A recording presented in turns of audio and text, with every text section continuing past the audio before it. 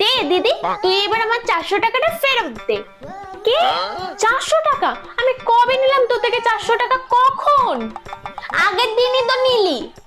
হ্যাঁ, আগের দিন দিদা যে তোকে 100 টাকা দিয়েছিল, সেই 100 টাকা নিয়েছিলাম, আর একবার 10 টাকা নিয়েছিলাম, আর একবার 20 টাকা। ব্যাস, 400 টাকা কোথা থেকে নিলাম?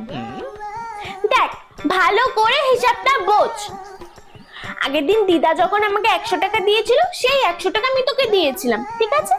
100 টাকা। তারপর তুই আবার আমার থেকে 10 টাকা নিয়েছিস, তাহলে 10। তাহলে 1 আর 1 কত হয়? 2, আর 0 0, 200 টাকা। তারপর তুই আবার আমার থেকে 20 টাকা নিয়েছিলিস, তাহলে 2 আর 2 কত হয়? 4, আর 0 0, তাহলে হলো তো 400 টাকা। দে, এবার তুই আমার 400 টাকাটা ফেরত দে। আমার ভুল হচ্ছে।